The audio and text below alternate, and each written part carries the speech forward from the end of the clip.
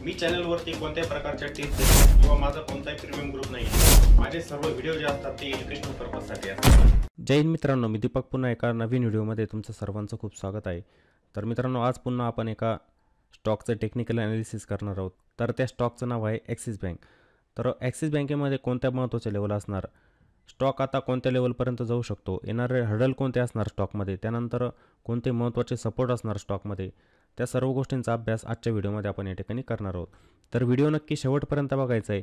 आणि जर तुम्ही चॅनलवरती नवीन असाल, म्हणजे व्हिडिओला पहिल्यांदाच बघत असाल, तर चॅनलला पण नक्की सबस्क्राईब करून घ्यायचं आहे आणि जवळ दिलेलं बेल आयकॉनचं बटन जे असतं त्यावरती पण हिट करायचं आहे, जेणेकरून जे पण व्हिडिओ मी अपलोड करेल त्यांची नोटिफिकेशन तुम्हाला लवकरात लवकर मिळत जाणार। त्यामुळे तुम्ही बेल आयकॉनला पण नक्की हिट करायचं आहे। आणि ॲनालिसिस चालू करण्या अगोदर महत्त्वाची गोष्ट म्हणजे ज्या पण स्टॉकचं मी टेक्निकल ॲनालिसिस करत असतो, ते ॲनालिसिस केल्यानंतर त्या स्टॉकमध्ये तुम्ही ताबडतोब बाईंग करायची नसते, त्याचा अभ्यास तुम्ही पण करायचा असतो। नाहीतर काही जण काय करतात की व्हिडिओ बघितला की ताबडतोब त्या स्टॉकमध्ये बाईंग करतात। त्यांना हे समजत नाही की स्टॉक वरती जातोय की खाली जातोय, हे पण त्यांना माहीत नसतं, तरी पण ते स्टॉकमध्ये बाईंग सेलिंग करायला सुरुवात करत असतात। तर ती गोष्ट तुम्ही टाळायची, त्याचा पण तुम्ही चांगला अभ्यास करायचा असतो। चार्टवरती लेवल असतात, त्या तुम्ही पण फाइंड आउट करायच्या, चार्टवरती तुम्ही पण ड्रॉईंग करायचं असतं, त्याचा तुम्ही पहिले अभ्यास करा, नंतर स्टॉकमध्ये बाईंग सेलिंग करत चला। असं नाही मी व्हिडिओ बनवला, पोस्ट केला, ताबडतोब तुम्ही बाईंग केली, ते चुकीचं असतं, हे तुम्ही लक्षात ठेवायचं आहे। चला तर मग कोणताही वेळ वाया न घालवता आपण आजच्या ॲनालिसिसच्या व्हिडिओला सुरुवात करूया। तर आज आपण जो स्टॉक बघणार आहे त्याचं नाव आहे ॲक्सिस बँक। तर ॲक्सिस बँक सर्वांना माहीत असेल, बँकिंग सेक्टरमधला चांगला स्टॉक आहे। याचे फंडामेंटल जर आपण बघितले, या स्टॉकचे फंडामेंटल खूप चांगले आहेत। त्यानंतर आपले महत्त्वाचे इंडायसेस जर म्हटले, निफ्टी 50 नावाचा इंडेक्स, तर निफ्टी 50मध्ये पण या स्टॉकचं 3% वेटेज आहे। आणि बँक निफ्टी इंडेक्स जो आहे, बँक निफ्टी, तर बँक निफ्टीमध्ये पण जवळजवळ 10% वेटेज या स्टॉकचं आहे। त्यामुळे या कंपनीची निवड आपण एक स्विंग ट्रेडिंगसाठी पण करू शकतो किंवा लाँग टर्म इन्व्हेस्टमेंटसाठी। म्हणजे बहुतेक जण काय करतात की चांगल्या कंपन्यांना होल्ड करत असतात लाँग टर्मसाठी, काही जण शॉर्ट टर्मसाठी ठेवतात, म्हणजे ते स्विंग ट्रेडिंग करत असतात स्टॉकमध्ये, ते करत असतात स्विंग ट्रेडिंग। मग स्विंग ट्रेडिंगसाठी पण हा स्टॉक चांगला असतो, मोमेंटम चांगलं आहे, व्हॉल्यूम चांगलं असतं याच्यामध्ये। व्हॉल्यूम, कारण की आपण जो पण स्टॉक निवडायचा असतो स्विंग ट्रेडिंगसाठी, त्याच्यामध्ये व्हॉल्यूम पण बघायचं असतं, व्हॉल्यूम बघून मग त्यामध्ये स्विंग ट्रेडिंग करायची असते। तर हा लाँग टर्मसाठी पण चांगला आहे स्टॉक आणि स्विंग ट्रेडिंगसाठी। मग ज्या व्यक्तींना लाँग टर्मसाठी स्टॉक बाय करायचा असतो, त्यांनी एका डीपची वाट बघायची, त्यामध्ये बाईंग करायची, ॲक्युम्युलेशन करत चालायचं। जो पण डीप मिळत असतो स्टॉकमध्ये त्यामध्ये ॲक्युम्युलेशन झालं पाहिजे। आणि जे स्विंग ट्रेडिंग करत असतात त्यांनी परफेक्ट लेवल बघायचे असतात, लेवलला फॉलो करायचं, स्टॉकचा ट्रेंड बघायचा आणि त्यानुसार मग त्यांनी बाईंग सेलिंग करायची असते। तर स्टॉकचे फंडामेंटल पण चांगलं, स्टॉकमध्ये व्हॉल्यूम पण चांगलं, त्यामुळे या स्टॉकला आपण स्विंग ट्रेडिंगसाठी पण निवडू शकतो किंवा लाँग टर्मसाठी म्हणजे तुम्ही तुमच्या पोर्टफोलिओचा भाग पण या स्टॉकला बनवू शकतात। समजलं? मग या स्टॉकचंच ॲनालिसिस आजच्या दिवशी आपण या ठिकाणी करणार। पुन्हा एकदा सांगतो की ज्या पण लेवल मी सांगणार त्या लेवल बघून तुम्ही ताबडतोब त्यामध्ये बाईंग करू नका। आता आपण ॲक्सिस बँकेचा जो बघतोय डेली टाईम फ्रेममध्ये चार्ट बघतोय। टाईम फ्रेम महत्त्वाचा असतो। जेव्हा आपण स्विंग ट्रेडिंगसाठी स्टॉकला निवडतो, आपण टाईम फ्रेम पहिले बघणार की आपल्याला कोणत्या टाईम फ्रेममध्ये स्टॉकला बाय करायचं आहे। जेव्हा पण आपण स्विंग ट्रेडिंग करणार त्याच्यामध्ये लॉंगर टाईम फ्रेममध्ये जाणार, म्हणजे मोठ्या टाईम फ्रेममध्ये जाणार आपण। मोठ्या टाईम फ्रेममध्ये जेव्हा तुम्ही 5 मिनिटांमध्ये जातात किंवा 15 मिनिटांमध्ये जातात, तुम्ही इंट्राडे ट्रेडिंग करत असतात, या टाईम फ्रेममध्ये तुम्ही करतात इंट्राडे ट्रेडिंग। नाहीतर काही जण काय करतात की स्विंग ट्रेडिंगसाठी स्टॉक निवडायचा आहे आणि त्याला 5 मिनिटांमध्ये आणि 15 मिनिटांमध्ये बघत बसतात, ती मोठी चूक करतात ते। तुम्हाला एक ट्रेंडला कॅच करायचं आहे तर तुम्ही डेली टाईम फ्रेममध्ये चार्ट बघितला पाहिजे। जेवढा तुम्ही मोठ्या टाईम फ्रेममध्ये जाल, तुम्हाला ट्रेंड लक्षात येईल स्टॉकचा, हे लक्षात घ्यायचे तुम्ही। समजलं? या स्टॉकमध्ये आपण काय बघणार, पहिले ट्रेंड। तर या स्टॉकमध्ये परफेक्ट आपल्याला स्टॉक अप ट्रेंडमध्ये जाताना दिसतो बघा, बॉटमपासून बघा तुम्ही परफेक्टली एक ट्रेंड लाईन पण मी इथे ड्रॉ केलेली आहे, तुम्हाला स्टॉक परफेक्ट एका अप ट्रेंडमध्ये जाताना दिसणार। हायर हाय हायर लोज बनवत स्टॉक अप ट्रेंडमध्ये जातोय, ही फॉर्मेशन इथं तयार होतं याच्यामध्ये। परफेक्ट स्टॉक वरती जातोय, प्रॉफिट बुकिंग येते, खाली येतोय, पुन्हा वरती जातोय, पुन्हा या ट्रेंड लाईनचा सपोर्ट घेतोय, असं स्ट्रक्चर इथे तयार होतंय। काही जण म्हणणार थोडं करेक्शन येतं, हे बघा स्टॉक मार्केटचा रूल असतोय की एखादी व्यक्ती जर स्टॉकला बाय करते बॉटमला ती स्टॉकला बाय करणार, बरोबर आहे। बाय केल्यानंतर ती प्रॉफिट बुकिंग पण करणार।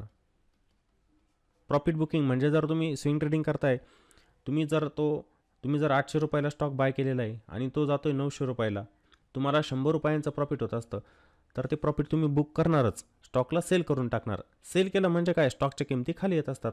जसं इथे दिसते तुम्हाला बघा, हा स्टॉक वरती गेला, प्रॉफिट बुकिंग झाली, स्टॉक खाली आला, पुन्हा वरती गेला, बाईंग झाली, पुन्हा याच्यामध्ये करेक्शन आलं, पुन्हा स्टॉकमध्ये बाईंग झाली, पुन्हा करेक्शन आलं, पुन्हा बाईंग झाली, करेक्शन आलं. असा प्राईसचा बिहेव असतोच. मार्केट जेव्हा अपट्रेंडमध्ये जात असतं त्याच्यामध्ये इम्पल्स वेव्ह आणि करेक्टिव्ह वेव्ह बनतच असतात, लक्षात घ्यायचे तुम्ही. मग इथे प्रॉफिट बुकिंग होत राहणार. आता ज्यांनी लॉंग टर्मसाठी स्टॉकला बाय केलेलं आहे, होल्ड केलेलं आहे, त्यांना गरज नाही प्रॉफिट बुकिंगची. प्रॉफिट बुकिंग कोण करतं, की जे शॉर्ट टर्मसाठी स्टॉकमध्ये ट्रेडिंग करत असतात, स्विंग ट्रेडर असतात, ते काय करतात, इथं प्रॉफिट बुकिंग करत असतात. मग स्टॉकमध्ये ट्रेंड पण बघितला आपण, परफेक्टली अपट्रेंडमध्ये जातो आहे स्टॉक, ठीक आहे. इथे पण काही दिवस त्याने वेळ घालवला, या रेंजच्या दरम्यान वेळ घालवला स्टॉकने, दिसतंय तुम्हाला इथे वेळ घालून इथे ब्रेकआउट देऊन पुन्हा कंटिन्यूशन झालं. ही रॅली दिली चांगल्या प्रकारची मोठी, स्टॉकने मोठी रॅली दिली. आणि वरती बघा तुम्ही टॉपलाच, जेव्हा स्टॉकने ऑल टाईम हाय बनवलेला होता इथे टॉपलाच. आता या ठिकाणी आपल्याला कॅन्डलस्टिकचं ऑब्झर्वेशन करायचं. ट्रेंड तर आपण बघितलाच. हे बघा, स्टॉक 12 ते 13 दिवस झाले इथं कॉन्सल्टेशनमध्ये होता.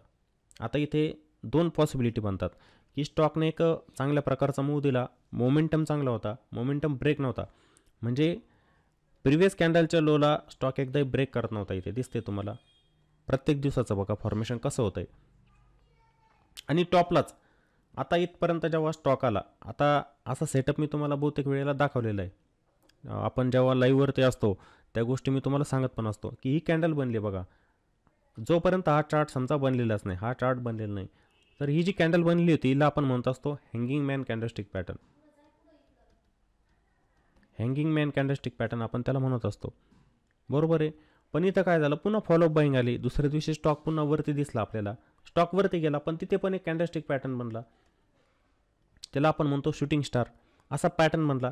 म्हणजे काय होतं, इथं या स्टॉकला खालून शॅडो बनते, इथे कॅन्डलला खालून शॅडो बनते, इथून वरतून शॅडो बनते. म्हणजे काय, इथे सेलर, या ठिकाणी सेलर आणि या ठिकाणी बायर, म्हणजे दोघांमध्ये काय प्रकारची फाईट होते. मग इथे स्टॉक काय इंडिसिसिव्ह होऊन जात असतो, स्टॉकमध्ये बाईंग पण होते, वरतून सेलिंग पण होते, स्टॉक इंडिसिसिव्ह होऊन जात असतो. मग इथे संभावना काय असते, असा सेटअप बनल्यानंतर संभावना काय असते, की स्टॉक जो आहे ना काही दिवस तिथे साईडवेज होऊन जात असतो, कन्सोलिडेशनमध्ये जात असतो. तर असं स्ट्रक्चर तुम्हाला 5 मिनिटांमध्ये पण बघायला मिळेल. 5 मिनिटांमध्ये जेव्हा आपण इंट्राडे ट्रेडिंग करत असतो, दिवसा आपण चार्टला बघत असतो, तर मी तर कोणाला सल्ला देणार नाही की तुम्ही इंट्राडे ट्रेडिंग पण करू नका. माझा सल्ला असेल, नवीन असाल तर ह्या गोष्टी पण तुम्ही टाळल्या पाहिजे. सुरुवातीला इंट्राडे ट्रेडिंग करायचं नसतं, सुरुवातीला ऑप्शन ट्रेडिंग करायचं नसतं, त्याच्यापासून दूर राहायचं. जेव्हा तुम्हाला मार्केटमध्ये अनुभव येत असतो 3-4 वर्षांचा, मग तुम्ही या गोष्टी करायच्या असतात. इंट्राडे ट्रेडिंग करणं, ऑप्शन ट्रेडिंग करणं, जेव्हा मार्केटमध्ये तुम्हाला अनुभव येत असतो ना, तेव्हा तुम्ही गोष्टी करायच्या. सुरुवातीला कधीही करायचं नाही आहे, समजून घ्या, ठीक आहे. मग इथे काय दिसतंय तुम्हाला, सेलर पण येत आहे आणि बायर पण येत आहे, आणि ट्रेंड काय होतो, इंडिसिसिव्ह होऊन जातो. मग स्टॉक आपल्याला कन्सोलिडेशनमध्ये जाताना दिसतो. झालेलं होतं तसं, एक परफेक्ट झालेलं होतं बघा. स्टॉक इथे 12 ते 13 दिवस काय झाला, कन्सोलिडेशनमध्ये गेला. ही संभावना झाली. आता काय संभावना, की असं स्ट्रक्चर बनलं की स्टॉक काय कन्सोलिडेशनमध्ये जातो. मग कन्सोलिडेशनमध्ये गेल्यानंतर पुन्हा 2 पॉसिबिलिटी बनतात इथे. कोणत्या 2 पॉसिबिलिटी, की स्टॉक एकतर ही जी कॅन्डल बनली होती हिच्या हायला ब्रेक करू शकतो, किंवा ह्या कॅन्डलच्या लोला ब्रेक करू शकतो. एक झोन तयार होत असतो इथे, साईडवेज झोन, ठीक आहे. हा एक रेजिस्टन्स तयार झाला, प्राईस बरोबर ह्या लेवलच्या आसपास येऊन सपोर्ट घ्यायची बघा, इथेच ही कॅन्डल बघा तुम्ही, आणि इथे रेजिस्टन्स घ्यायची. मग 2 संभावना बनतात, की जो स्टॉक मोमेंटममध्ये होता इथं कन्सोलिडेशनमध्ये गेला, म्हणजेच इथे एक फ्लॅग फॉर्मेशन तयार झालेलं असतं, याला आपण फ्लॅग फॉर्मेशन म्हणतो. मग इथे जर प्राईजला कंटिन्युएशन करायचं असेल, ट्रेंड कंटिन्युएशन, तर प्राईजने काय केलं असतं, ब्रेकआउट दिलेला असतं. म्हणजे जो रेजिस्टन्स आहे बघा इथे एक रेजिस्टन्स आहे 1151, ही लेवल रेजिस्टन्स, आणि या स्टॉकचा ऑल टाईम हाय, लाईफ टाईम हाय, समजलं. इथून जर ब्रेकआउट दिला असता तर मग आपण काय म्हटलं असतं, की ट्रेंडचं कंटिन्युएशन होतं, इथे स्टॉक आपल्या ट्रेंडला कंटिन्यू करते. मग इथे काय झालेलं आहे, आता वरती तर गेला नाही, इथे त्याने ब्रेकडाऊन दिला, म्हणजे याला आपण काय म्हणणार, मग डिस्ट्रीब्युशन म्हणत असतो बघा. याला आपण म्हणतो की डिस्ट्रीब्युशन फेजमध्ये स्टॉक गेलेला आहे. इथे जर स्टॉकमध्ये सेलिंग झाली पुन्हा, तर स्टॉक पुन्हा खाली येताना दिसेल. म्हणजे इथे स्टॉकने 1109चा जो सपोर्ट होता त्या सपोर्टला ब्रेक केलेला आहे. आता इथे सेलिंग जर कंटिन्यू जर राहिली तर इथे स्टॉक पुन्हा आपल्याला 1048च्या लेवल पण दाखवू शकतो. हा नंतरचा सपोर्ट असणार आहे स्टॉकमध्ये 1048. आता असा स्ट्रक्चर तुम्हाला इथे पण दिसतंय बघा, या लेवलच्या आसपास इथे पण तसंच होतंय. खालून बाईंग येते, वरतून सेलिंग येते. आता ही सेलिंग का आली? कारण की हा जो सपोर्ट असतो, सपोर्ट जो असतो ना नंतर बनतो रेजिस्टन्स, बरोबर.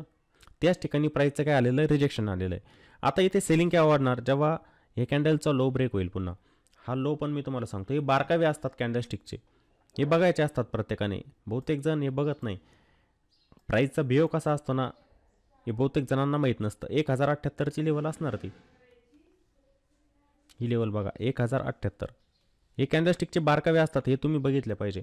जरी ते स्टॉकमध्ये सेलिंग आली, हा लो ब्रेक झाला तर परफेक्ट आपल्याला स्टॉक या लेवलपर्यंत येताना दिसेल 1048पर्यंत. ही लेवल असेल सपोर्ट. म्हणजे का, एक चांगलं करेक्शन स्टॉकमध्ये होऊन जाईल. ही जी रॅली दिली स्टॉकने, ही चांगलं करेक्शन मग स्टॉकमध्ये होऊन जाणार. मग आता आपण जर लॉंग टर्मसाठी बाय करतोय तर काही हरकत नाही, इथे आपण स्टॉकला बाय करू शकतो. किंवा स्विंग ट्रेडिंग करायची आपल्याला काही, मग आपण इथे प्लॅन करू शकतो बाय करण्यासाठी. जेव्हा इथे सपोर्ट घेऊन एक बाउन्स देणार स्टॉक, मग आपण इथे प्लॅन केला पाहिजे की आपण आता इथे स्टॉकला बाय करू शकतो काही क्वांटिटी. आपल्याला रिव्हर्सलचं साईन इथे पण मिळालेलं नसतं. ठीक आहे, स्टॉक जरी बाउन्स देतो इथून वरती जातोय, सपोर्ट घेतोय, पण तो वरती जाईलच असं पण नाही. तो एक पुलबॅक असू शकतो. ठीक आहे, स्टॉक पुन्हा या सपोर्टला पण ब्रेक करू शकतो, असं पण फॉर्मेशन इथे होऊ शकतो. मग इथे आपल्या क्वांटिटी कमी असल्या पाहिजे. जर या ठिकाणी मग आपल्याला रिव्हर्सल दिसला काही या लेवलला आल्यानंतर, ठीक आहे, इथून बाउन्स घेऊन पुन्हा प्राईस वरती जाते, तर मग आपण आपल्या क्वांटिटी वाढवू शकतो. हे बघा, स्टॉक जरी तुम्हाला खाली येताना दिसला, पडत्या स्टॉकमध्ये कधी तुम्ही बाईंग करायची नसते, कारण की तो स्टॉक किती खाली जाणार हे कोणाला माहीत नसतं.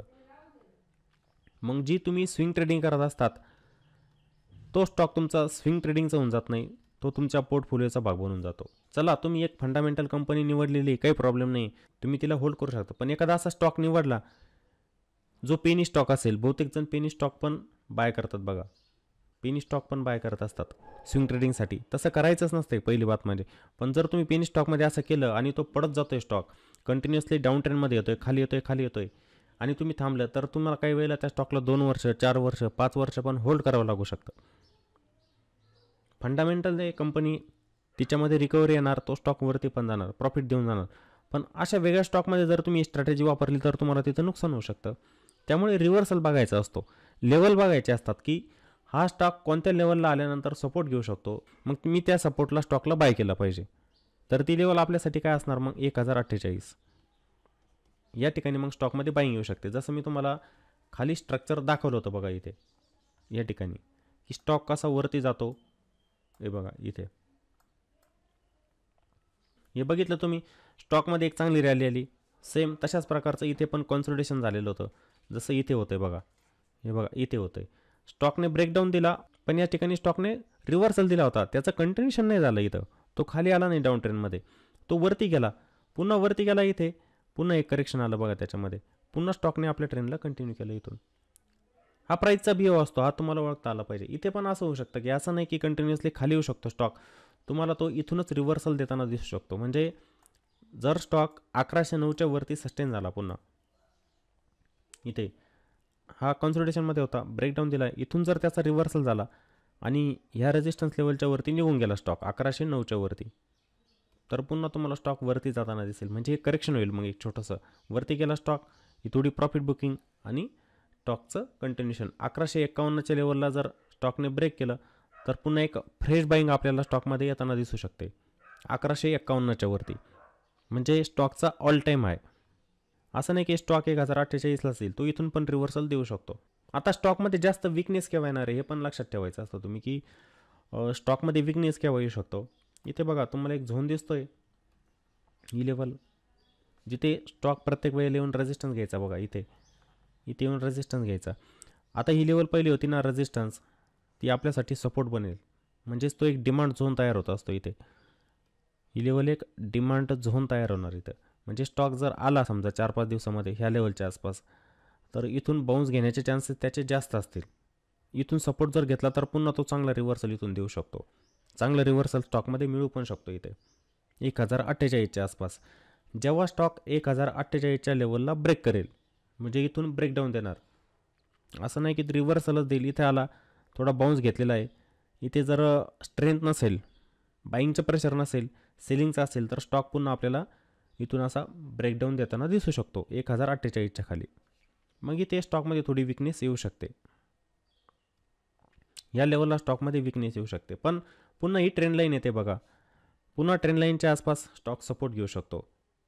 स्टॉकमध्ये ट्रेंड रिव्हर्सल नाही होणार. इथे ट्रेंड रिव्हर्सल या ट्रेंड लाईनच्या खाली होईल. म्हणजे इथे हे जे स्ट्रक्चर तयार होतं इथं, की प्रत्येक वेळेला प्राईज येते इथं आणि या ट्रेंड लाईनचा सपोर्ट घेते बघा. इथे खालून मी ट्रेंड लाईन ड्रॉ केली होती. परफेक्ट असं स्ट्रक्चर इथे तयार झालेलं होतं. हे बघा, या ट्रेंडला बघत चालायचं. कोणताही स्टॉक असू द्या, त्याच्यामध्ये ट्रेंडनुसार काम झालं पाहिजे. इथं आला, याच्यात रिव्हर्स झाला, पुन्हा ही ट्रेंड लाईन येते इथं. जेव्हा ट्रेंड लाईनचा ब्रेकडाऊन बघायला मिळेल आपल्याला, मग इथून आपल्याला एक ट्रेंड रिव्हर्सल होताना दिसू शकतो स्टॉकमध्ये. नाहीतर आत्ता जे फॉर्मेशन होतं आहे हायर आहे हायर लोच, असंच फॉर्मेशन स्टॉकमध्ये होतं आहे. स्टॉकमध्ये कोणताही विकनेस नाही आहे. मग कोणी जर बॉटमला बाय केलेला असेल, म्हणजे जवळजवळ स्टॉकने जेव्हा 820 840च्या आसपास एक बॉटम बनवलेला होता, ह्या लेवलच्या आसपास, जेव्हा या रेजिस्टन्सला ब्रेक केलेलं होतं, इथून बॉटम बनवला, स्टॉक वरती गेला, इथून स्टॉक वरती गेला, इथे बॉटम बनवला होता स्टॉकने.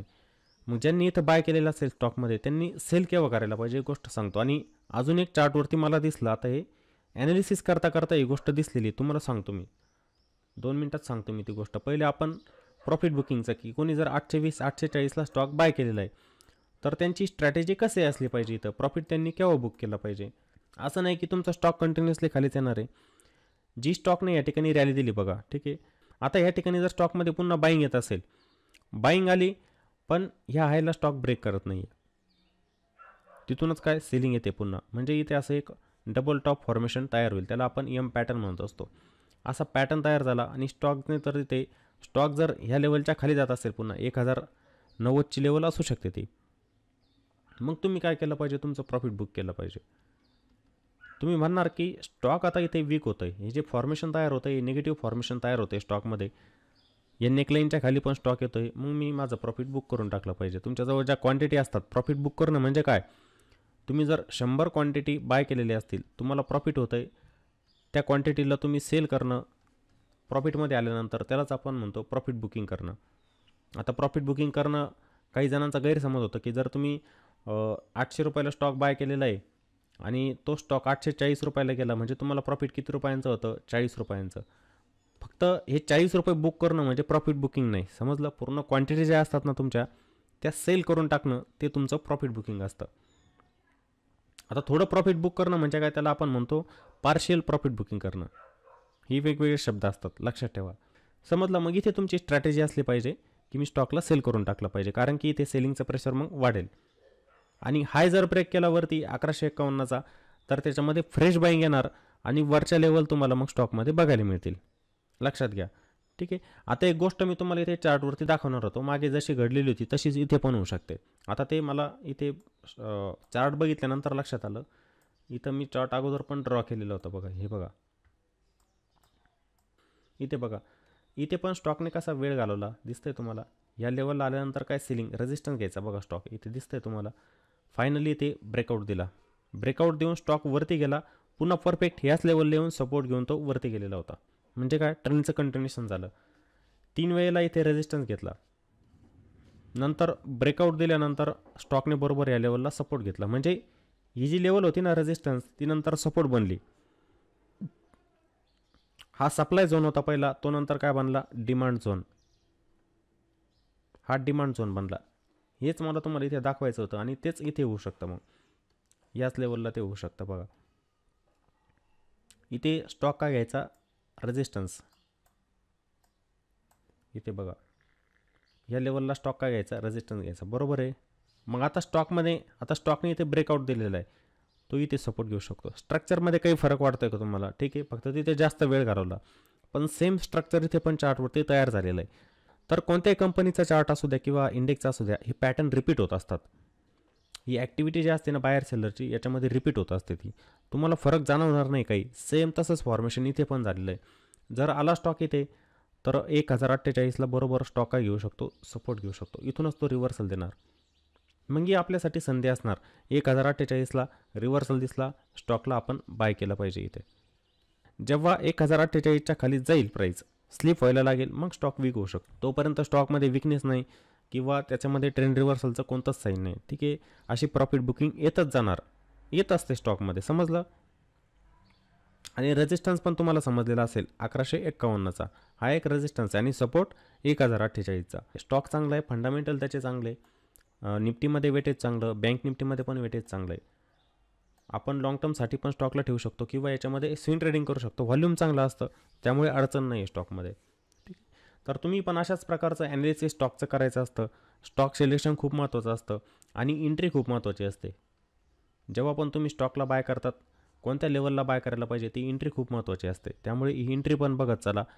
आपल्याला टार्गेट किती घ्यायचं ते पण तुम्ही बघितलं पाहिजे. तुमचा रिस्क रिवॉर्ड असतो. स्विंग ट्रेडिंगमध्ये पण स्टॉप लॉसचं पालन करायचं. तुम्हाला जर नाही स्टॉप लॉस लावायचा, तुम्ही होल्ड करू शकता का स्टॉकला ते पण बघा. तुम्ही जर होल्ड करू शकताय तर मग स्टॉप लॉस लावायची गरज नाही. आणि जे लॉंग टर्मसाठी इन्व्हेस्टमेंट करतात त्यांना तर स्टॉप लॉस लावायची गरज नसते मग. आणि असा स्टॉक तुम्ही निवडायचा असतो त्याच्यामध्ये व्हॉल्यूम असतं, चांगल्या प्रकारचं व्हॉल्यूम असतं, त्याचे फंडामेंटल चांगले असतात. अशा स्टॉकचं तुम्ही स्विंग ट्रेडिंगसाठी सिलेक्शन करायचं. असा स्टॉक नाही निवडायचा की त्याच्यामध्ये व्हॉल्यूम पण नाही आणि तो पेनी स्टॉक आहे. आता बहुतेक जण पेनी स्टॉकचा पोर्टफोलिओ बनवतात, ते चुकीचं आहे खूप. 1, 2, 3, 4, 5 रुपयांचे स्टॉक बाय करून बसायचे आणि स्वप्न बघायचे हजारोंचे की तो स्टॉक आता 1 रुपयाला आहे, 1 महिन्यामध्ये 1000 रुपये जाणार किंवा 1 वर्षामध्ये 1000 रुपयाला जाणार. तर ते चुकीचं आहे. त्या पेनी स्टॉकमध्ये जाऊ पण नका तुम्ही. त्यांच्यामध्ये ट्रेडिंग पण करू नका आणि त्यांना होल्ड पण करू नका. चांगले फंडामेंटल कंपनी शोधा की ज्या भविष्यामध्ये तुम्हाला चांगलं रिटर्न जनरेट करून देऊ शकतील. अशा कंपनी नका शोधू की 1 रुपयाचा स्टॉक आज बाय केला आणि 10 वर्षानंतर त्या स्टॉकची किंमत जर बघितली तर ती होती 40 पैसे. असं व्हायला नको. असा स्टॉक निवडा की तुम्ही आता 500 रुपयाला बाय करताय, 10 वर्षानंतर त्याची किंमत 5000 किंवा 4000 किंवा 2000 होणार. म्हणजे त्या कंपनीमध्ये काहीतरी ग्रोथ होणार आहे पुढे. अशा स्टॉकची तुम्ही निवड केली पाहिजे. पेनी स्टॉकला होल्डच करायचं नाही. पेनी स्टॉकला पोर्टफोलिओचा कधी भाग बनवू नका किंवा त्याच्यामध्ये स्विंग ट्रेडिंग करू नका. तर ॲक्सिस बँकेमध्ये तुम्हाला महत्त्वाचे लेवल पण समजलेले असतील, कोणते महत्त्वाचे सपोर्ट आहे, कोणते महत्त्वाचे रेजिस्टन्स आहे आणि ट्रेंड कोणता चालू आहे स्टॉकमध्ये ते पण तुम्हाला समजलेलं असेल. आणि मित्रांनो, जर व्हिडिओ आवडलेला असेल तर व्हिडिओला नक्की लाईक करायचं आहे आणि व्हिडिओला कॉमेंट पण करत चला. आणि तुमच्या स्विंग ट्रेडिंग संदर्भात काही शंका असतील त्या पण मला तुम्ही विचारू शकतात. त्याचे उत्तर पण मी देण्याचा नक्की प्रयत्न करेल. आणि व्हिडिओला जास्तीत जास्त शेअर करायचं आहे, जेणेकरून ज्या पण व्यक्ती स्टॉक मार्केटमध्ये नवीन आलेल्या आहेत त्यांना पण समजेल की जेव्हा पण आपण एखादा स्टॉक निवडतो स्विंग ट्रेडिंगसाठी, त्याच्यामध्ये टेक्निकल लेवल कशा फाइंड आउट करायचे असतात, सपोर्ट रेजिस्टन्स कसे बघायचे असतात हे पण त्यांना समजेल. त्यामुळे तुम्ही व्हिडिओला पण नक्की शेअर करायचं आहे. चला तर मग पुन्हा भेटू एका नवीन व्हिडिओमध्ये. जय हिंद.